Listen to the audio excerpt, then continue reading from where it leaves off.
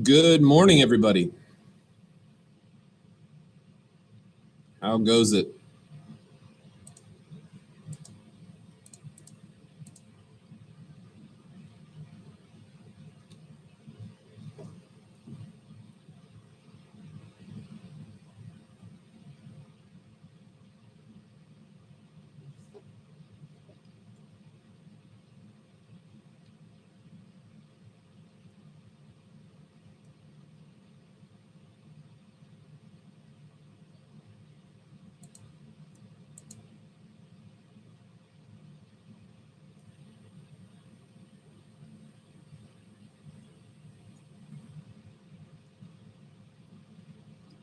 Hello there, everyone.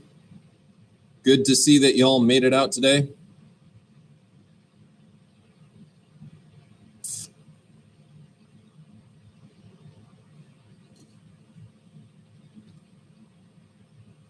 Right now we got 7 people in here. I think I'm gonna wait a little bit until we have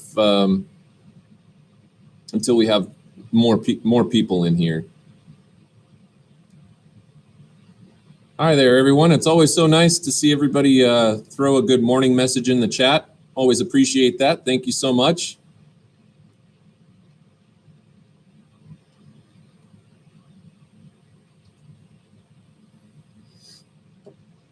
We are going to be talking today about the late Middle Ages. We're going to basically be finishing up the late Middle Ages, which technically you really already did that in your textbook. We already did the reading for it, and you've already answered all the questions for chapter 11. But we are going to be finishing that today with the lecture and then moving into the Renaissance today. So that's going to be that's going to be kind of on the docket for today.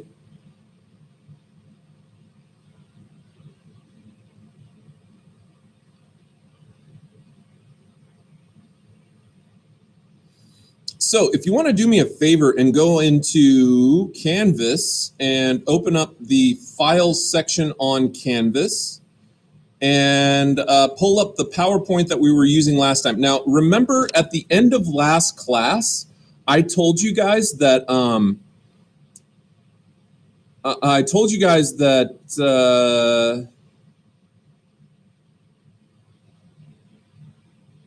Nihal, you have a question about ISBNs? Like for the textbook?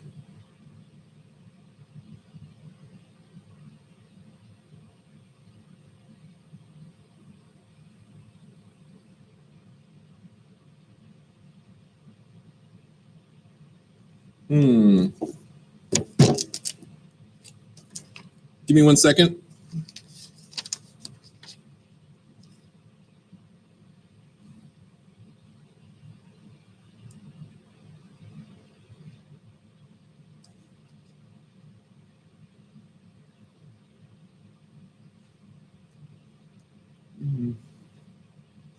Yes.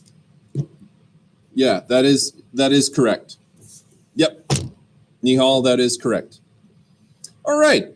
So if you could do me a favor and go to the nope, Evelyn, you're on time. All right. So if you could go do me a favor and go to the Files section on Canvas, and we're going to be looking at the late Middle Ages PowerPoint first, and then we're going to move over to the other PowerPoint later. But you don't need to worry about that one yet. We'll get to that one in just a little bit here. And as you do that, I'm going to go ahead and pull it up on my screen as well.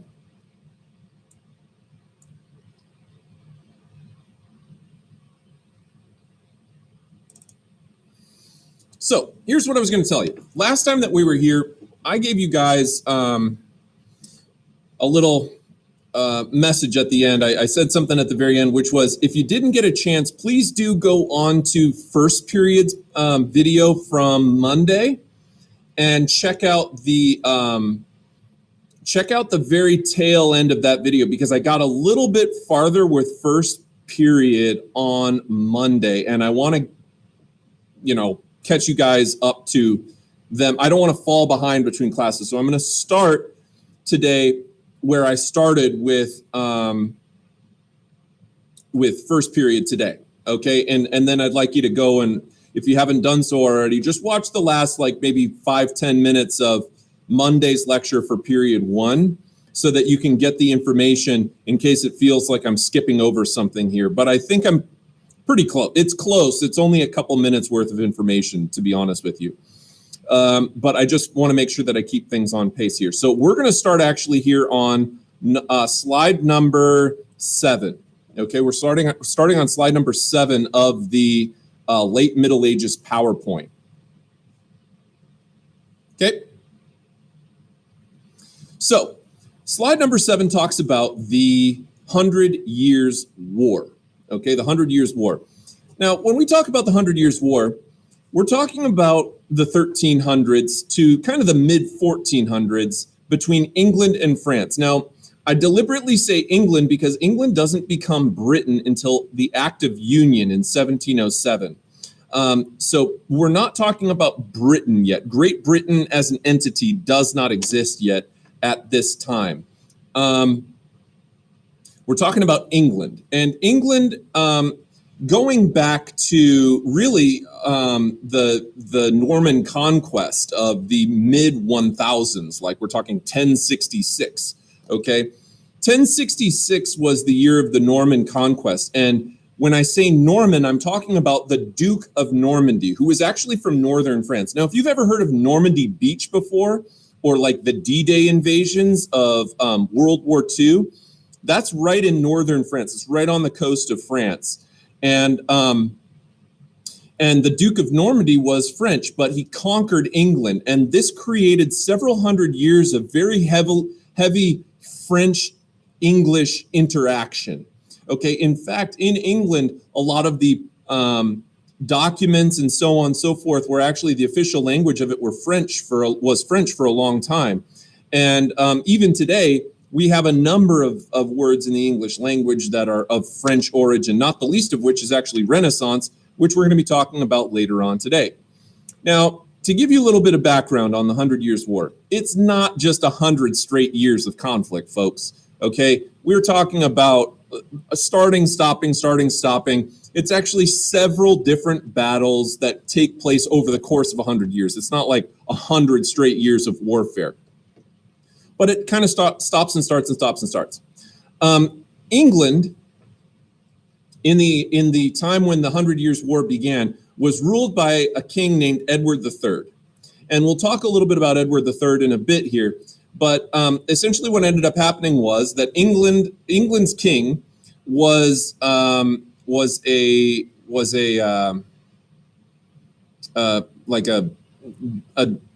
relative, a grandson of Philip the Fair of France, okay? And when the king of France, whose name was Charles IV, died, Edward III, being that he had some French associations by way of his bloodline, decided to make a claim on the French throne. Now, as I told you before, in the Middle Ages, we're living in a feudal time, okay? And in this feudal time, what ends up happening is that if you are a distant relative of a king, you can make a claim on a kingdom, all right? Sometimes this happens to people within a nation. Sometimes people make claims on other kingdoms, okay? And the reason that this is significant is because Edward III, his claim to the throne of France was a pretty weak one, okay? It was a pretty weak one. But he felt like there was enough of opportunity at that time to make a claim and attempt to try to take over the kingdom of France.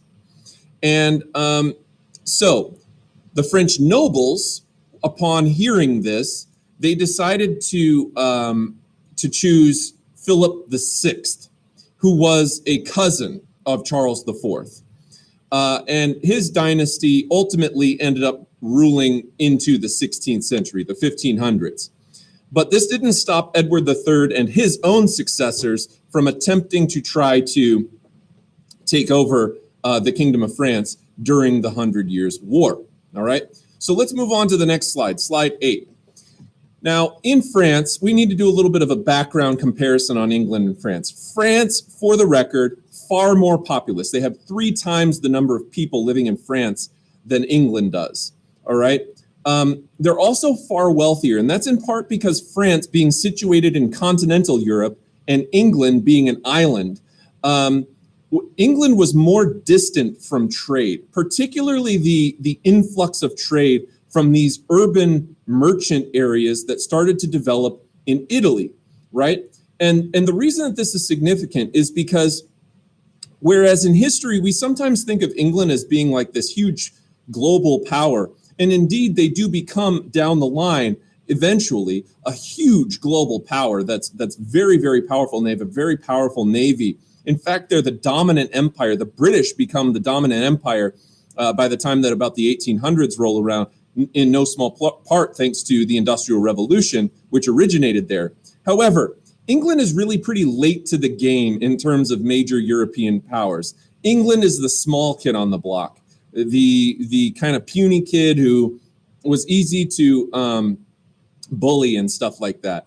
But they do have a couple of advantages. Number one, the English, being that they're an island, did have a little bit of an advantage in terms of centralization of their government. The French, characteristically, particularly in the late Middle Ages, had a lot of problems with administering what at the time was considered a very large territory. France was very, very huge. And the further away you got from Paris into southern France or into the far western regions of France, the more difficult it was for the king's power to extend to those regions. And instead, locally, they were administered by various dukes and other nobles that ran those areas. So France is a bit more decentralized. It's a bit more fractured. They also have kind of mediocre leadership. And the other thing to keep in mind about this time is that due to the long-standing kind of history that England and France had with one another and the overlap between those two places, England at times controlled huge territories within what we now consider modern-day France. And this is true during the 100 Years' War as well, where England ultimately ends up having, conquering various regions of France and holding those regions for periods of time. And we'll talk about how all of this ends up going down in a bit here. England, on the other hand, had a little bit more centralized government, thanks to the fact that for a long time, England was under something called the Magna Carta. The Magna Carta was a document signed in 1215 by King John, not because he wanted to sign it, but because he was forced to sign it. And the reason that King John was forced to sign this document is because King John had attempted back in the early 1200s to tax the nobles without their consent, and they rejected that entirely. They were very upset by it. In England, you had this lawmaking body called Parliament, which we'll talk about in just a little bit. And Parliament kind of shared power to an extent with the king. The king's power was still dominant, okay, in the early years. But as we see time go on in England, one of the trends that you're going to see happen is that increasingly over time, Parliament becomes more and more and more and more powerful and influential. And ultimately, down the line, even will subdue the king to its own power. So Parliament starts to become very, very powerful. A military advantage that the English possessed is that they had a particularly powerful archer military unit called longbowmen. And these longbowmen were very effective in battles with being able to shoot at a very long range and also quite accurately. Now, I was talking a little bit about how Edward III, when he dies, England starts to face some internal challenges And there's a reason for this, and we need to talk a little bit about this, and that is that in the early days of this class, when we talk about the late Middle Ages and even into the 14 and 1500s after the Renaissance and so on, the thing that is the most important, the most important priority for a king in these times, number one priority above all else, is to have a son. Okay, you need a son, and the reason that you need a son, particularly a son, is because of all of that inheritance stuff that we talked about last class, dealing with primogeniture and stuff like that. All right, so when we talk about a king having a son, it's because the reason that it's so important is because the king has a vested interest in keeping his dynasty around for a long time. Now, the dynasty that we're talking about in England at this time is a dynasty that's known as the Plantagenet dynasty. The Plantagenet dynasty. Now, the Plantagenet dynasty was very, very, very large, okay? And it's in part because as a king, typically you want to have a son, but it's actually even better. It's more preferable to have like 2 or 3 sons. Remember that no one at this time is immune from the vulnerabilities of living in the Middle Ages. It was very easy to die during childhood, whether you were a commoner, a peasant, a serf, or even a regal or noble figure. Your life was very, very vulnerable to all sorts of different things, whether it be wars, natural disasters, or plagues. And so here's the thing with Edward III. Edward III had a lot of kids, but specifically he had a lot of sons. 2 to 3 sons is great because it's a little bit of an insurance policy in case your eldest son ends up dying, okay, before he is old enough to take the reign as king. Now, if you have 2 or 3 sons, that's good because, you know, maybe your eldest son dies, the second in line ends up making it to adulthood and the dynasty continues. But if you have 7 or 8 sons, what this does is it creates a number of what we call pretenders. Now, what is a pretender? Basically, a pretender is a person who is of some relation to the existing dynasty, but is not the rightful heir to the throne. And when you have a whole lot of sons, what ends up happening is that they grow up, they end up having their own sons. So now you've got a bunch of grandsons, and then they grow up and you've got a bunch of great-grandsons. So within just a couple of generations, say 40 to 60 years, because all of these are equally descendants of the king, all of them have the same relation in the sense that they're grandsons or great-grandsons or what have you.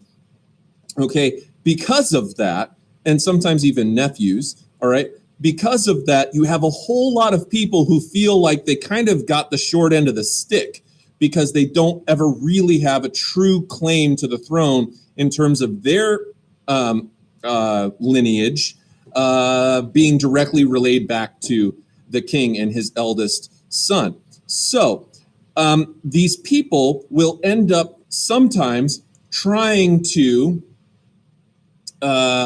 make a claim, just like Edward III did against the King of France because of his distant relation.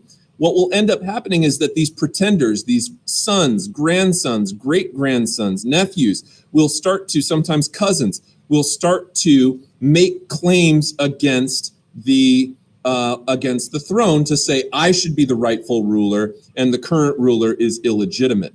And this particularly happens when you have a weak and ineffective ruler. Spoiler alert, England down the line is going to be under the hands of a very weak and ineffective ruler, which is going to open the door very, very wide for people to start making claims against the throne. So this is why England faces challenges after Edward III's death, is because now you have a whole bunch of pretenders who are going to be making claims against the throne.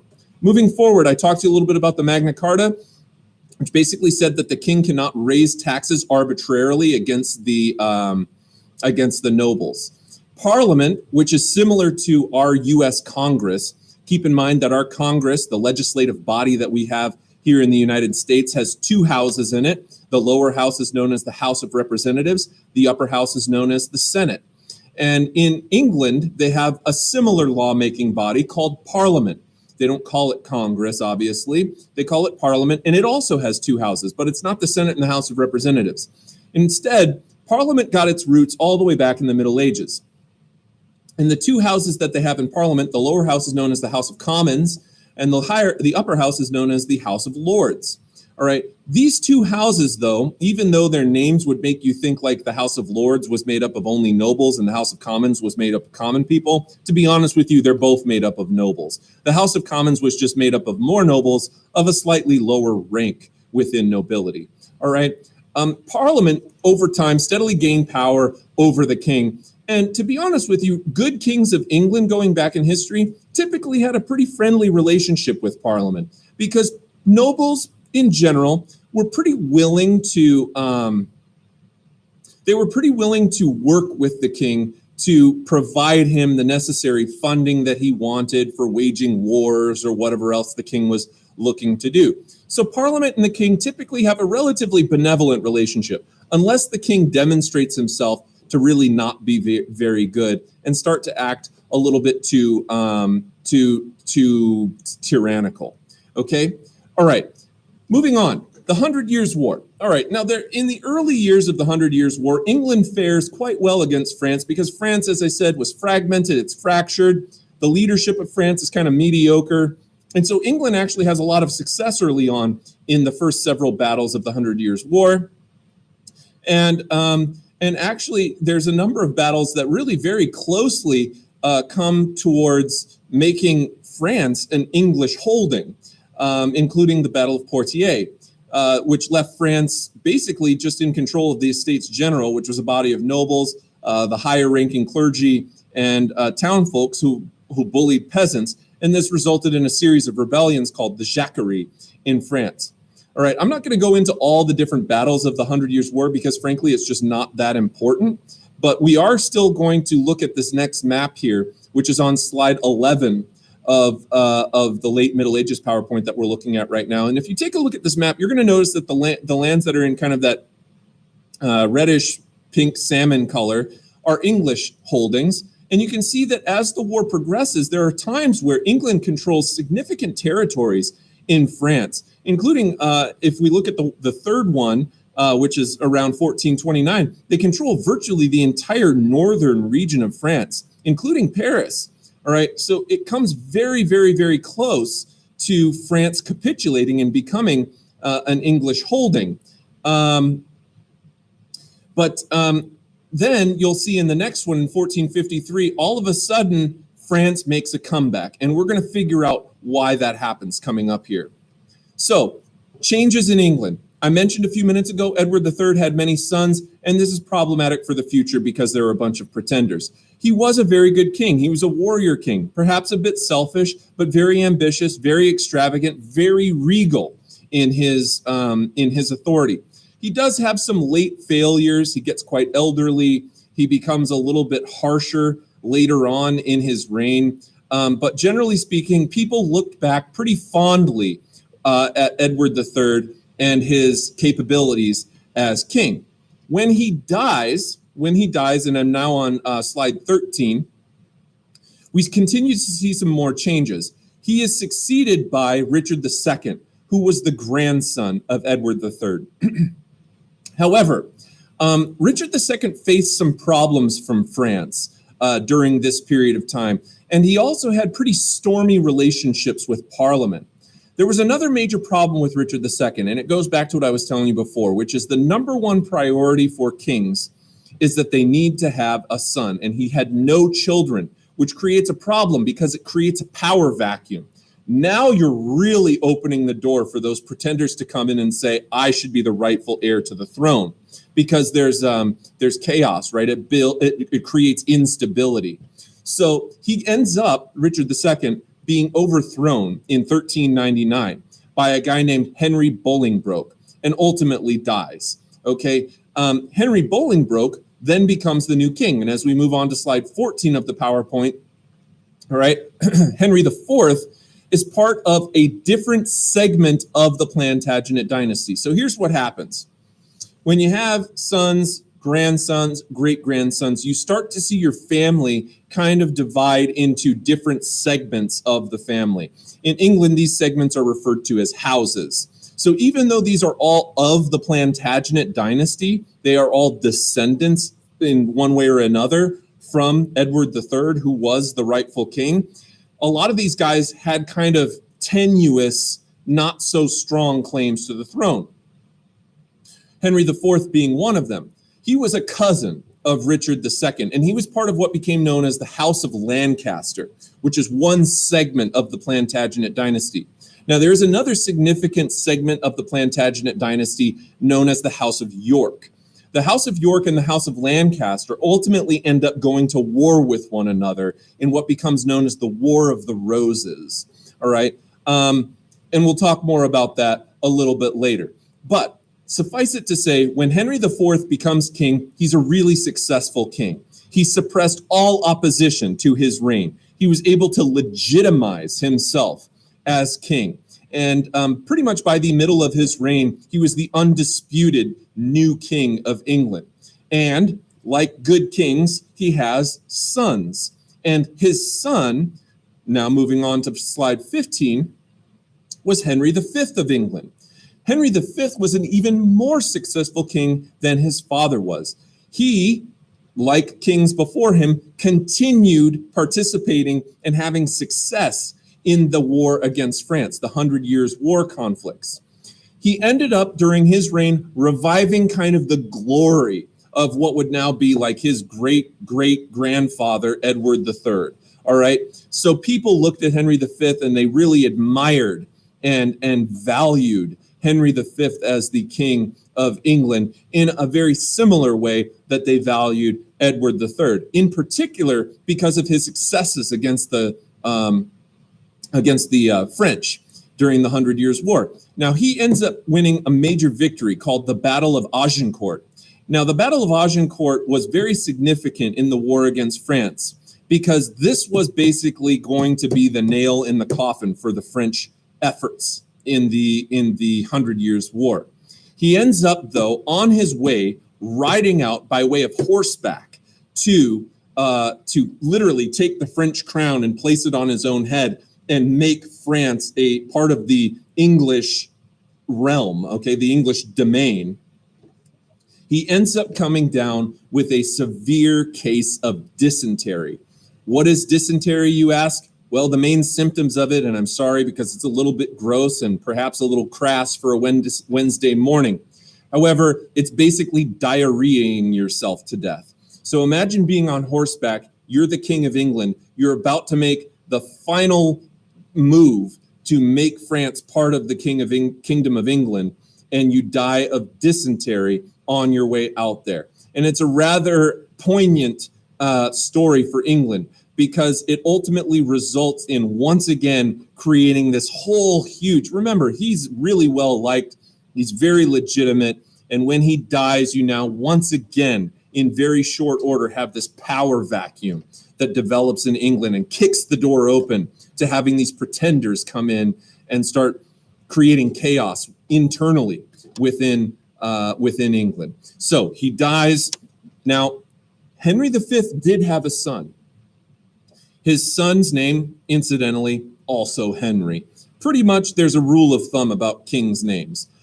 It doesn't apply in all cases, but if the king's name is Henry, probably he's going to be from England, with the exception of Henry IV of France. All right? If the king's name is Louis, he's probably going to be from France. All right? So Henry, think England. Louis, think France, with the exception of Henry IV of France. He's the most important one. All right? However, moving forward, Henry V had a son, but his son, when he dies, he's only in his mid-30s. So his son is still an infant at that time. His son was Henry VI. Now, unlike Henry IV and Henry V, who go down in English history as being relatively successful monarchs, Henry VI goes down as being a pretty unsuccessful English monarch.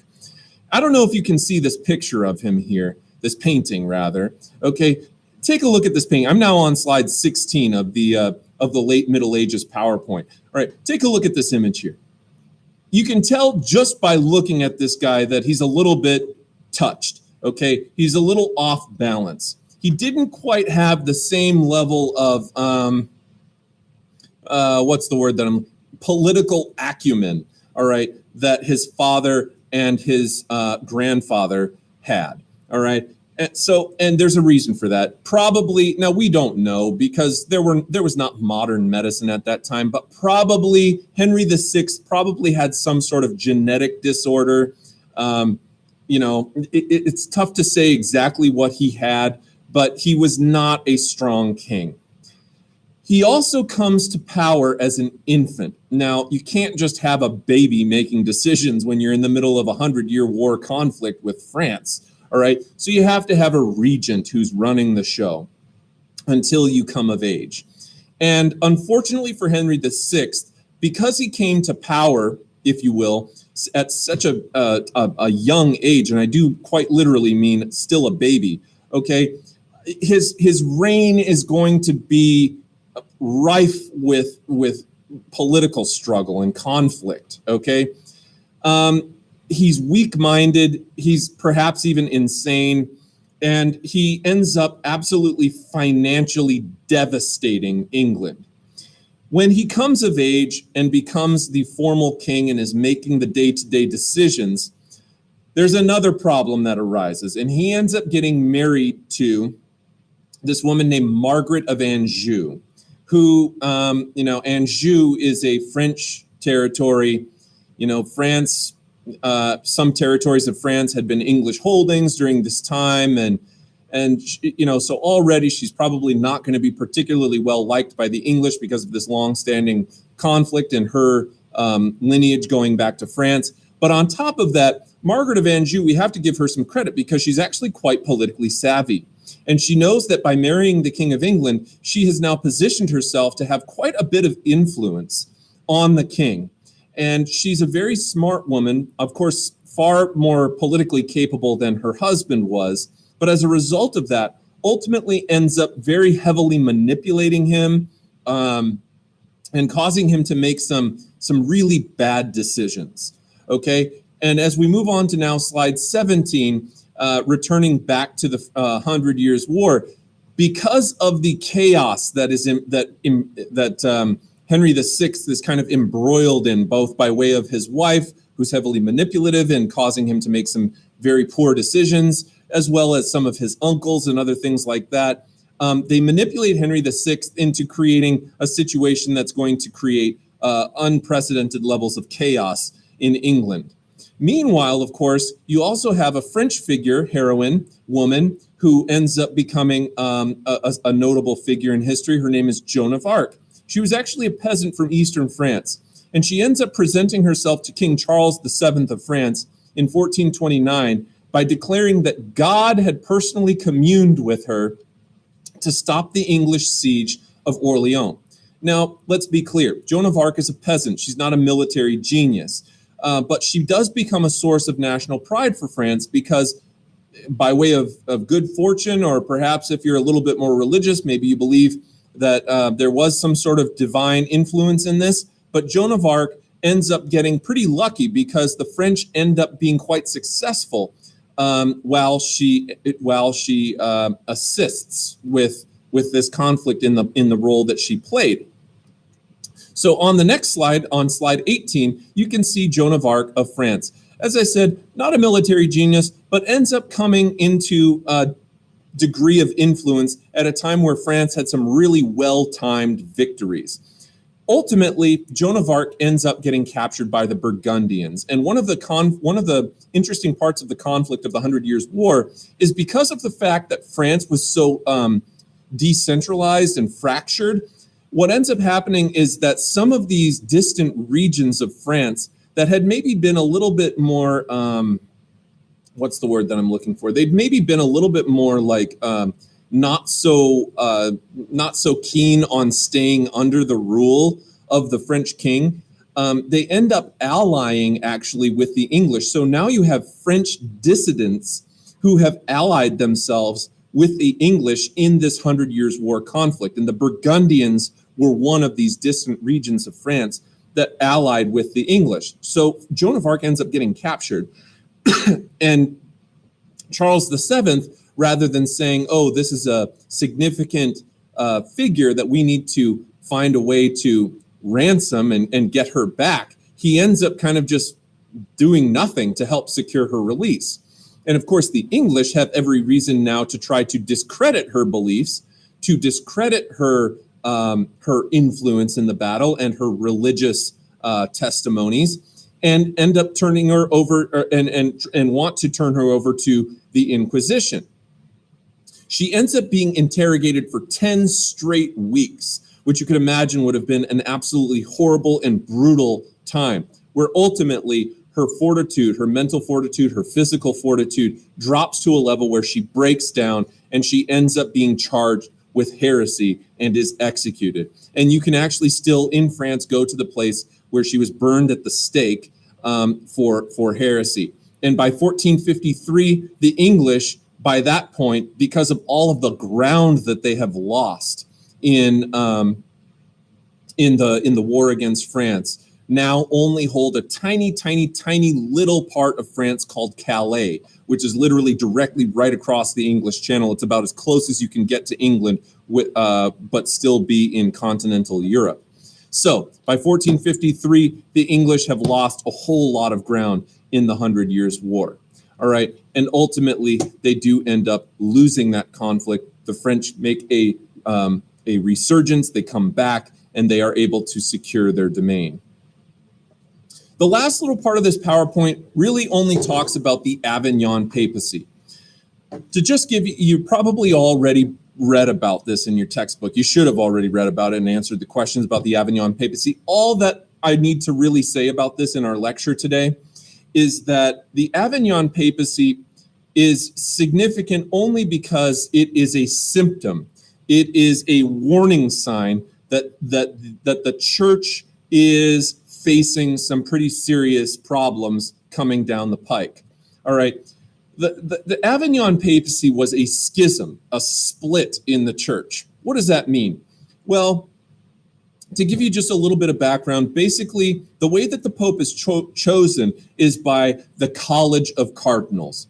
And at that time, the Pope dies and the cardinals were largely French in origin, okay? Because cardinals can come from virtually anywhere, really, all right, especially nowadays. But in those times, they would have only come from anywhere in Europe. But nonetheless, there was a lot of French cardinals. And the College of Cardinals refuses to put a French pope on the papacy, the seat of the papacy, because they were worried that having a French pope and a bunch of French cardinals would kind of give unfair favoritism towards France and its political affairs. So there's kind of this infighting within the upper echelons of the Roman Catholic Church, which results in the French cardinals saying, well, you guys are being unfair to the French. We have the most cardinals. There should be a French pope. So we are actually going to break away from Rome. We're going to create our own papacy in Avignon, which is in southern France. And we will establish the head of the Roman Catholic Church will now no longer be in Rome. It will be in Avignon. This is called an anti-pope, okay? An anti-pope. So you now have a pope and an anti-pope, each of them believing that they are at the rightful place at the top of the Roman Catholic Church. They each excommunicate one another, meaning they both try to discredit one another. This creates a split in the church where for a period of time, you actually have kind of two heads of the Roman Catholic Church, in essence, each believing that they're the rightful one and that the other one is wrong. Why is this so important? Because it diminishes the prestige of the Roman Catholic Church. Now, to be fair with you, probably most worshipers living in these nameless hamlets in the middle of nowhere in the, Black Forest or wherever they live in the middle of Europe, okay, probably didn't even really know what was going on, to be frank with you. However, it's still an indicator that the Roman Catholic Church is coming to a period of time where there's a lot of conflict, there's a lot of problems, there's a lot of corruption, and this is going to lead down the line to, more significantly, the Protestant Reformation, which is Unit 2 of our class. So that's really all I'm going to say about the Avignon papacy. Eventually it does dissolve and the Roman Catholic Church reunifies, but by that point, there's a lot of issues going on that are causing people who are more educated in distant regions, particularly Northern Europe, to start being a little bit suspect about the sanctity of the Roman Catholic Church and the degree to which the Roman Catholic Church is able to really handle its affairs and administer the Christian religion, which dominates everybody's life in Europe at this time. So that's when we see the start of the Protestant Reformation, where literally people start breaking away entirely from the Roman Catholic Church, not just a split within the church, breaking away entirely from the church and establishing new Protestant denominations of Christianity, like Lutheranism and so on. Okay, so that's all I'm going to say about that. And at this time, we're now going to switch over to the other PowerPoint, which is the Renaissance PowerPoint. And right now, we're kind of entering into a period of time that we will refer to as the Proto-Renaissance. Now, if you ever heard that word proto before, or that prefix proto, you probably heard of like a prototype. Okay, a prototype is like a mock-up design of a final product. It's not the final one that's going to get manufactured. It's like kind of the first one that gets made that is the inspiration for what the final design will be. So when we say proto-Renaissance, we're talking about kind of the earliest transitionary phase out of the late Middle Ages into what will become the full-fledged Renaissance. It's kind of a period of transition, okay? So the proto-Renaissance. Not full-fledged, but we're getting there, okay? So go ahead, pull up that PowerPoint right now, and as you do that, I'm going to pull it up on my screen over here. And I think it's called renaissancefinal.pdf. Okay, so as you get that pulled up there, you may have to download it. Maybe you don't have it pulled up yet, but the first thing that you will see when you pull up this new PowerPoint that is now transitioning to chapter 12 of your book that you, again, should have already read and answered the questions for in your assignment for the start of this week, all right? Hopefully you read that over the weekend. Remember, by the way, when you hand in assignments to make sure to share them with me if you're doing a Google Doc, because I've had to do a lot of things where I send messages out to people to say, hey, don't forget to share this with me. So if you're using Google Docs and you're sharing links with me, just make sure that you make it a shareable link so that I'm able to access it on Canvas. All right, so the first thing that you're going to see on this PowerPoint as you go ahead and pull this up now is you're going to see a piece of art along with the title, Renaissance and Discovery, AP European History. But I want to focus a bit on the art there. And I want to ask you guys first, because you should already know the answer to this question, I want you to go ahead and define what is the Renaissance. Okay, now you might just answer rebirth, and that is true. But mostly, I'd like you to think about what is it a rebirth of? So go ahead in the chat, respond to me. What is the Renaissance?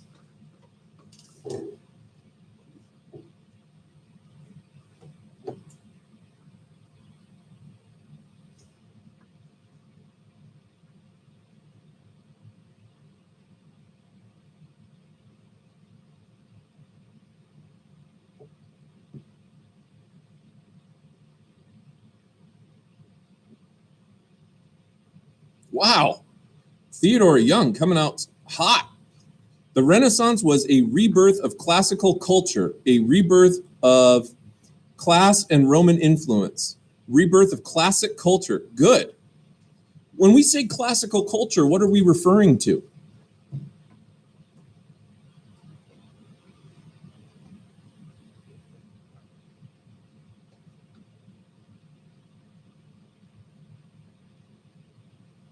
Good. Jessica, rebirth of art and the interest in Roman and Greek culture. Hit the nail right on the head on that one. Nice job. Rebirth of culture, the Roman period. Yes. Okay.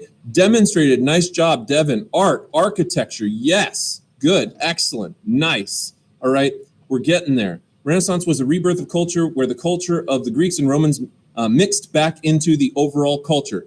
Excellent response. Nice job, Morgan. Okay, great. Great. I love it. You guys are giving me great ideas. Rhea, it was an explosion of new ideas, learning in the rediscovery of classical philosophy, literature. Oh my gosh, these are fantastic answers. I love it. I love it. Okay. New ideas for living as well as a revival in Roman culture. During this, we see the revival of Greek and Roman influence in everyday life. You guys are killing it. I love it. Really, really, really, really good answers, you guys. Way to go. All right. So now my next question for you is this. as you look at this piece of art here, what evidence, I want you to analyze this piece here, what evidence can you see in this background painting, all right, that demonstrate this rebirth of ancient Greek and Roman culture? What do you see in that image there?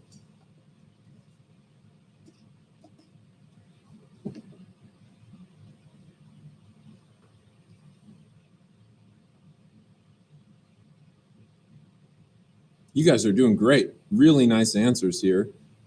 So what kinds of things do you see in this painting that would serve as evidence of a rebirth of ancient Greco-Roman antiquity?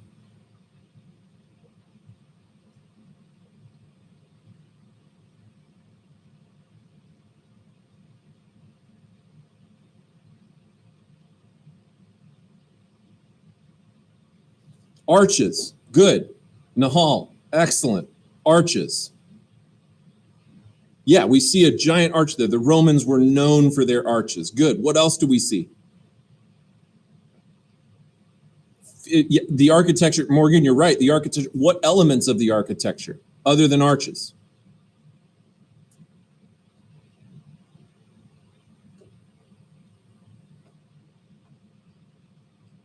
Columns, good. The pillars, those giant pillars, good. Yep. Architecture, columns, and arches of the building, excellent, excellent. The material it's made out of, that white marble, yes, Nihal, yes. The white marble, characteristic of Roman buildings. Yes, good. Now, domes, yes, domes, Devin, excellent. Domes are fantastic, nice job. Theodore, now getting into some of the artistic techniques, okay? The painting showcases a newer form of perspective. It shows greater attention to detail on lighting and showcases different forms of people. Fantastic, fantastic.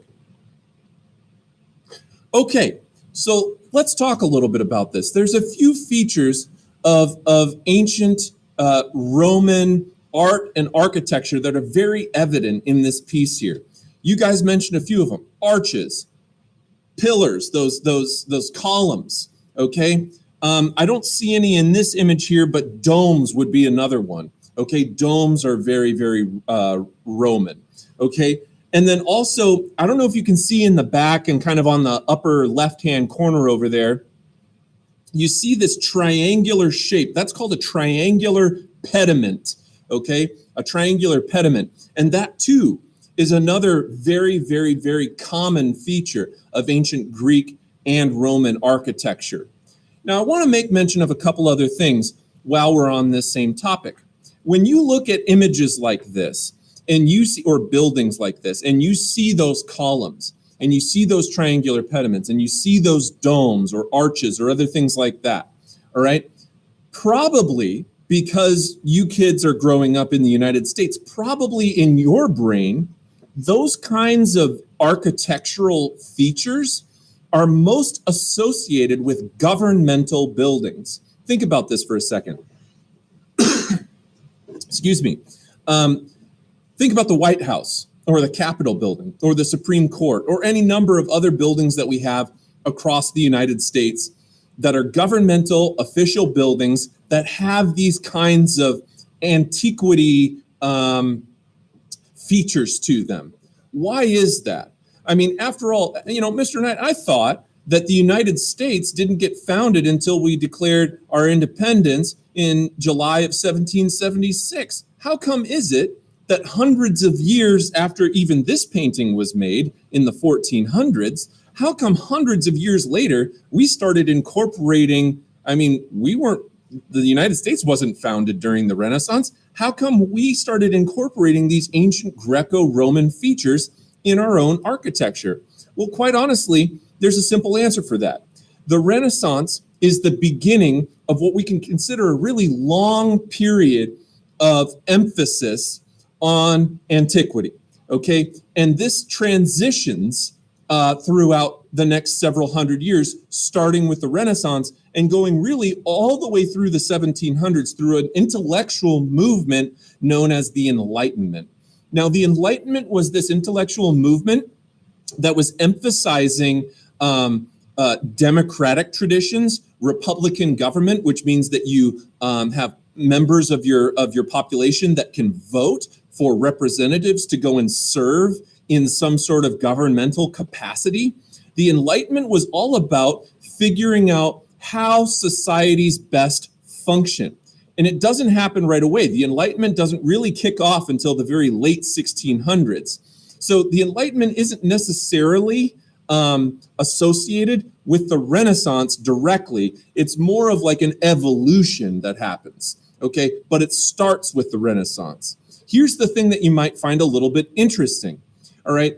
In Rome, particularly the early days of Rome, they had a republic, which is the same kind of government that we have today. They even had a Senate, the Roman Senate, and you had Roman senators and things like that. So where we named our own Senate from was like paying homage to the ancient Roman Republic. Also, in our buildings, we decided to incorporate a lot of these Greco-Roman designs into the architecture as another way of paying tribute, in some sense, to these ancient civilizations that had been gone for a couple thousand years, really, all right? But we incorporate those elements in our own architecture, and this style of architecture that comes about in the late 1700s becomes known as neoclassicism, all right? Meaning new classic, all right? In other words, our buildings are neoclassical in design.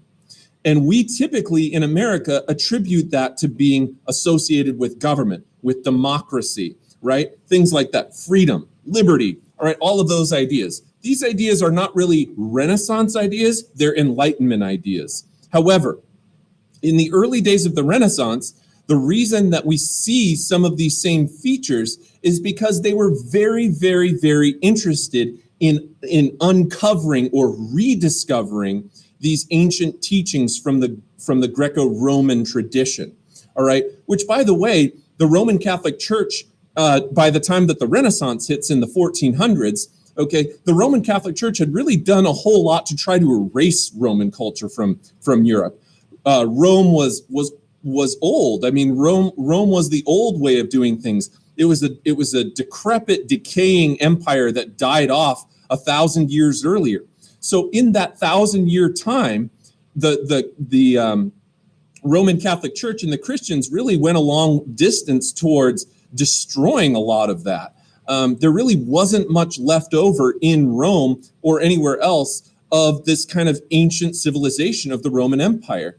So how come we know anything about it at all? Well, here's the thing. The Roman Empire's capital changed after Emperor Constantine designated Christianity as the official religion of the Roman Empire over to what is now Istanbul, Turkey, which at the time in the late Roman Empire was known as Constantinople, named after Emperor Constantine. So where is Constantinople or modern day Istanbul? It's in Turkey. Now, if you know anything about Turkey, Turkey ends up, there's a new empire after the Roman Empire falls that's called the Byzantine Empire. The Byzantine Empire ends up becoming conquered by the Ottomans, who were Muslim, okay? But unlike the Christians across Europe, who attempted to kind of erase this ancient history and establish, a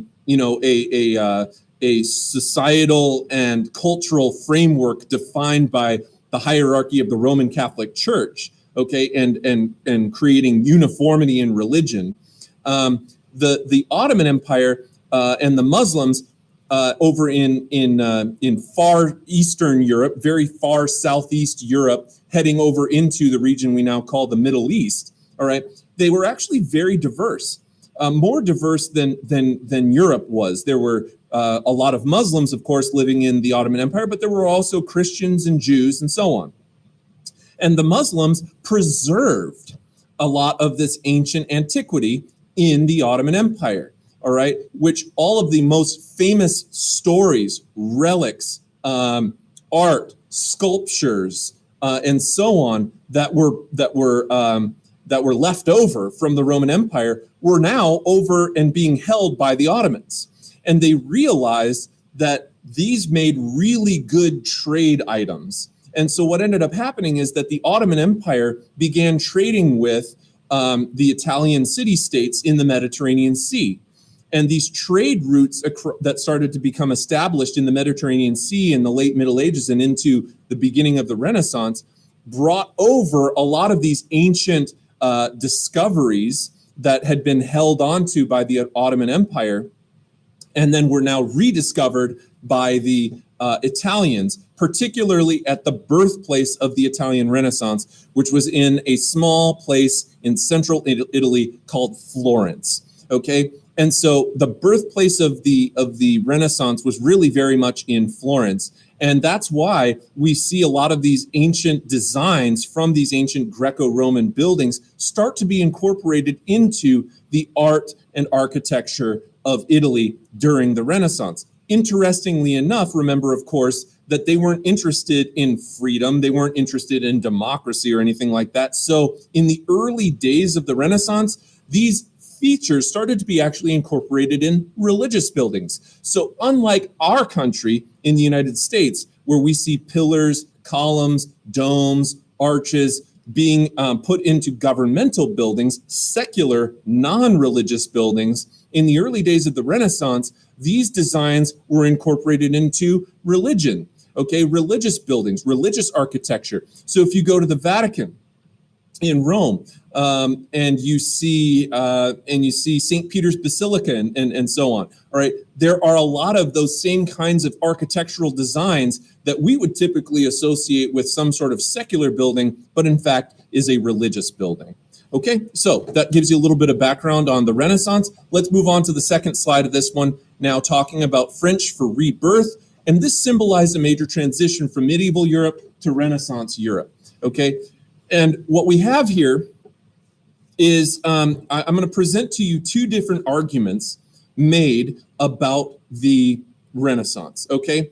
The traditional argument about the Renaissance is that the Renaissance signifies a major change in history, okay? That we see the end of one era and the beginning of a new era, okay? Why is this significant? Well, because in order to understand the kinds of changes that the Renaissance brings with it, we have to also understand how it's a change from the preceding era of the late Middle Ages, okay? And that's the traditional argument, is that once the Renaissance hits in the early 1400s, that we see a significant break in history and a new period emerge. However, there is another historical argument that has in recent years gained more and more traction. Now, remember, the thing with history, it's not exactly like math, okay? It's not like a physics equation or something, right? You can't just say, oh, well, here's the problem and here's the concrete solution to that problem. In history, think of history more like the never-ending Rubik's Cube, that the minute that you think that you have it figured out, the colors and the patterns all change, and you have to kind of start over and start resolving that cube. It's a puzzle. It's a puzzle with no concrete answers, except for the best arguments and the best evidence that can be provided at that time, all right, to support a particular historical understanding, right? We don't have the advantage in history that you would in science of replicating an experiment and finding the results and coming to some sort of concrete conclusion. History happens one time, and us historians are left with the task of trying to go back, look at that event, interpret it, discover new evidence, make new arguments, and so on. So let me tell you this other argument that has challenged the traditional notion that the Renaissance brought with it a significant change. Some medievalist historians who are particularly fond of the Middle Ages and experts in that particular area or era of history have proposed that, in fact, the Renaissance really doesn't signify as big of a change as many historians have traditionally believed. That is to say that when we move from the late Middle Ages to the Renaissance, there were still a lot of very medieval practices that stuck around for a good long time. For example, the brutality of the system. Okay, how unjust the system was, how brutal life was, the kinds of wars that were fought, the kinds of territorial disputes that were fought. And also, even within the Middle Ages, some of these historians, these medievalists, have argued that in fact there were quite a few artistic advancements, that perhaps the argument that we read the other day about William Manchester and how the Middle Ages were largely comprised of this motionless, timeless blur where for 900 plus years, there was essentially no forward movement in culture, that there was no real civilization to be gleaned from the late Middle Ages. Some historians have come out and contradicted that and said, au contraire, we actually have evidence to support that there were new developments in art and that there were new developments and innovations in the 900-year phase of the Middle Ages. Okay, and that maybe there wasn't a single Renaissance, but maybe multiple Renaissances that ultimately ended up evolving into what we now call the real Renaissance. Okay, now whether or not you agree or disagree with either of these arguments is really immaterial to anything. They're both valid historical arguments, each possessing valid historical evidence. All right, so it's really not it's not an emotional thing, it's a purely logical thing. All right, and both of these arguments do hold weight, but it's important to be aware of different perspectives in history because it gives you a more complete understanding of what went on. There is no win or lose. There's no right or wrong necessarily in this particular scenario. There's only better and worse arguments. And that's something that you need to be aware of as we move throughout the rest of the class. So let's talk more, though, about the traditional argument of the Renaissance, because I think it fits better with the overall narrative of the story.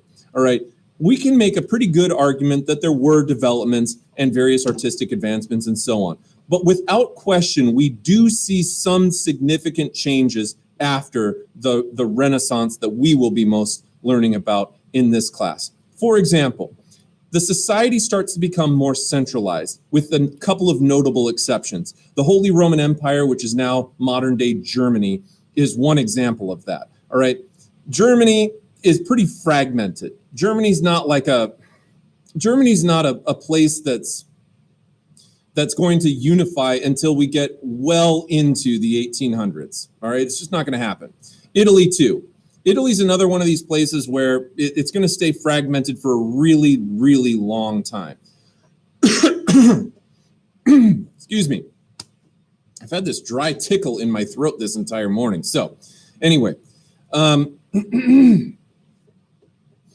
not coronavirus, promise. Okay, now moving on. We start to see, though, some centralization throughout some places. England, France, Spain. You may have... I'm not sure if you're there in the reading yet, actually, but what we'll start to see is that in Spain, there's this, you have two major, what's the word that I'm like, I guess kingdoms, okay?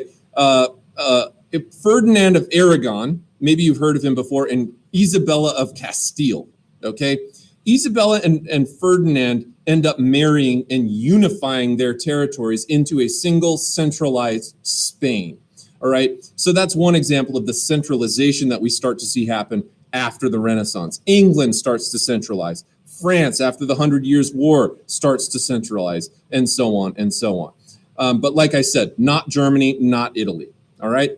Also, the art, I think as Theodore mentioned earlier, the art techniques change. What you start to see in Renaissance art is a lot greater use of perspective, of depth, all right? Linear perspective allows you to convey depth in a two-dimensional surface very, very nicely. And if you take art classes here at the high school or computer graphic design classes at the high school, you'll probably learn something about linear perspective, all right? But it's a technique that becomes utilized during the Renaissance.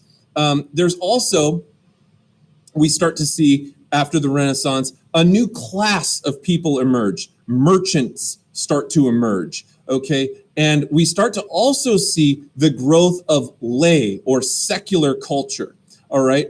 And so there's more of an emphasis placed on human achievement rather than in the late Middle Ages, as I mentioned to you guys before. Pretty much the only thing that people were living for in the late Middle Ages was simply trying to get to heaven. Their life on this earth, their secular existence, their earthly existence was not important to them. Okay, the thing that was important to them was living a pious, holy life that would allow them to ascend to heaven in the afterlife. That was the only thing that really mattered to people in the late Middle Ages. However, as we move further into the Renaissance, we start to see a shift of the focus thanks to the rebirth of the ancient achievements of a pre-Christian time in ancient Greece and ancient Rome, of the amazing cultures and civilizations that were born of this age of antiquity that Italians are now starting to rediscover as we enter into the 1400s. So these are some of the significant changes. I'm going to give you 3 words right now that when you think Renaissance, you're going to want to keep these terms in your head. The 3 terms that you should most associate with changes that the Renaissance brings with it are, number 1, humanism, and we're going to be discussing that in just a moment. Secularism. Secularism is simply a focus on earth, on human existence, okay, on earthly non-religious achievements, okay. So that's going to be another major feature of the Renaissance. And then finally, individualism. So I'll say them again. All right, humanism, secularism, individualism. Now, if you were writing a response on a test, okay, and I said something like name the characteristics that demonstrate a change in society as a result of the Renaissance, probably just putting down humanism, secularism, and individualism is not going to be enough, because you need to be able to support what those ideas are using evidence. All right, remember, it's about the weight of the evidence, not just the argument that you're making. So although you have a strong thesis statement there, you also need to be able to support that thesis statement, that argument, with some actual evidence. And so what we're going to do right now is I am going to show you this next slide here. I'm now on slide 3 of this painting of this woman here. Now, as you look at this painting, okay, and I want you to analyze this painting very closely. This is a very high resolution image here that you're looking at. And so you might look at this and say, oh man, how come there's a whole bunch of cracks and everything everywhere? That's not the painting's problem. The painting was done perfectly at the time. You're looking at a painting or a picture of a painting that is 600 years old. Excuse me. All right. The canvas that it's painted on, the medium that it's painted on, is what you're seeing with those cracks there. Okay. But at the time that it was painted, it probably didn't have those cracks in it. All right. Just understand it's very, very old. Now, as you look at this painting here, I want to draw your attention to a couple of features of it. All right. There's ants all over my desk here, so I'm constantly wiping ants off of me. Sorry about that. Okay. Now, as we look at this painting here, one of the things that I've been teaching this class a long time. All right. I've been teaching this class a long time, and one of the things that I hear most frequently when I ask kids to describe Renaissance art is they use the term realistic to describe it. Okay, I need to kind of emphasize something on that term. Really, using the word realistic to describe Renaissance art is probably not the best way you could go about describing it. All right, and the reason it's not the best way to go about describing it is because of the fact that although I will concede that the subjects in the art from the Renaissance era do appear more lifelike, okay? They might look more lively, they might look more lifelike, all right? They are technically really not realistic, okay? And the reason they're not really realistic is because I want you to examine this lady's features. Now, this is done by an artist called Rogier van der Weyden, okay? And it's called Portrait of a Lady, all right? And a lady at this time is probably going to be a noble lady. Common peasant women wouldn't have had the money to be able to commission a painting of themselves. All right. This lady, who is probably of some upper class segment of society, has, if you look at her, perfectly smooth skin. All right. Perfectly smooth skin. She has perfectly symmetrical features to her face. Her hair, her clothing the positioning of her hands, everything about this painting in terms of the features of the subject scream perfection. And that is significant because that is an example of humanism. And it's also, to a degree, an example of secularism. This lady is not Mother Mary, okay? This is not a religious figure. This is a woman of society. She's a person. She's a human, right? So she's not a religious figure, which means that the subject of the art is not religious. It's secular. That's one. Number two, the features of the painting portray her in as perfect as a way as you could possibly find, okay? Keep in mind, we're dealing with people in the 1400s here, folks. They didn't bathe for months at a time sometimes. They grew up with all sorts of illnesses like smallpox, where their faces would be pockmarked, scars, blemishes, all right? Things like that. People did not look like this in the 1400s. So to describe it as realistic is really not an accurate way of describing this painting, because a realistic painting would paint a woman who is, first of all, most people were not part of the upper class. They were commoners, they were peasants, they were farmers, and so on. And then two, people for the most part weren't really that beautiful. They were ugly. They had pock marks on their face, scars on their face. They had blemishes. Their hair was oily. You know, they looked gross. All right. They wouldn't have been, if you were portraying them realistically for the time, no one would have wanted to look at it. Not to mention, it undermines the major feature of this art, which is that it's glorifying humans. That's what humanism is all about. You're trying to glorify humanity.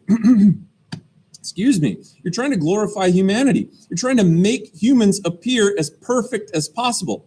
So I would not describe this painting as realistic. Rather, I would describe this painting as idealistic. All right. The idea that she is perfect in every possible way that she could be portrayed. She's being portrayed as the ultimate creation of God. And that's what humanism is about at this time, is valuing humans, not for the sake of just humans, but because it's told that humans are supposed to be the most perfect creation of God. And that means that if God created people in his image, as people believed in this time, that humans were as worthy of a subject to study as religion was. I'm starting to run low on time here. All right, I'm starting to run low on time. I don't know why I take longer with you guys. I probably think of things that I wanted to say last class and then didn't get a chance to say. But she is portrayed more perfectly on canvas than she ever possibly could have been portrayed in real life. Okay, so that gives you a little background there. Now, this next one right here on slide 4 is talking about kind of the period of the Renaissance. All right, the period of the Renaissance lasts from about 1375 to 1527. But remember that the Renaissance is itself an era of transformation. So sometimes we further subdivide this period of time called the Renaissance into like the Proto-Renaissance, which would be like 1375 to about 1410 or so. Okay, maybe a little bit later. Then we talk about early Renaissance pieces. And then we talk about high Renaissance pieces, which are pieces that come at the very tail end as the Renaissance reaches its pinnacle of achievement. And then after the Renaissance, the art continues to change into a new style of art called Mannerism after about 1527. But this is the period of time that we're looking at right now. But let's talk about the very early part of the Renaissance, what we might call the Proto-Renaissance, like I mentioned before. And really, there's two events that kind of coincide with the start of the Renaissance. The death of Petrarch, who's often considered the father of humanism and whose works we'll be taking a look at in just a short bit here, and also the death of a friend of Petrarch's, who was another humanist of the time, named Giovanni Boccaccio, and he was the author of a piece called The Decameron. And after these two guys die, we start to see the proliferation of the ancient Greco-Roman art, architecture, literature, and history that starts to come into fashion, particularly amongst the wealthy merchant elite in places like Florence. All right, and when I say Florentine, all that's referring to is like of or related to Florence. All right, if you ever get a chance to go to Florence, by the way, I highly recommend it. It's one of the most unbelievably beautiful places I've ever been on the planet. I would go back in a nanosecond. It's so awesome. There's so much history. There's amazing museums there. If you ever have a chance to travel to Italy, please, please, please, please, please Don't just go to Rome, go to Florence. You will thank me later on in the future. All right. Thereafter, we see this major spread. And really, the Renaissance kind of comes to an end because the Italian city-states start to become embroiled in a number of conflicts with other regions, including France and Spain. And the Spanish imperials ultimately ended up sacking or not really destroying completely, but overtaking Rome. Okay? Now, here's what I'd like you to do. And, okay, well, I am not going to have enough time to do this. It's going to take me 15 minutes to do this, and I only have like 4. So here's what I'm going to have you do. I did get through it in period 1. So once again, I apologize. All right, but you're going to have to go on to the very tail end of period 1's, like the last 15 minutes roughly of period 1's lecture today. And when you're going to go on there, you're going to hear me talk about this piece. And the piece is going to be found on Canvas in the files section in a folder called Primary Resource Docs. Okay, Primary Resource Docs. And the piece that we're looking at is a piece called Petrarch Excerpts. Okay, Petrarch Excerpts. All right, so pull that up, and when you get time after your classes conclude today, please pull that up and go to the first period link, which is still in the announcement that you guys used today to get to here, and watch that last 15 minutes. And what I'm going to do is I'm going to go over that reading with you and give you everything that you need to know about how Petrarch is the father of humanism and how he incorporates humanism into this letter that he writes to actually his friend Boccaccio in that image there. Okay, so please do that. Now, as a reminder to you, on Friday, I am flying out of town tomorrow morning to go to Minneapolis for my sister's wedding this weekend. So I will not be doing a live lecture on Friday. However, today, as I conclude class today and I work throughout the rest of the day here at the school, I'm going to be making a lesson which will also incorporate a lecture, all right, for Friday, and that will all be posted at the appropriate time when class is supposed to happen on Friday. And you'll have all the instructions and everything necessary right there on Canvas. I'll post an announcement. I'll post everything that you need on there. I'll post an assignment, and all of it will post at the right time.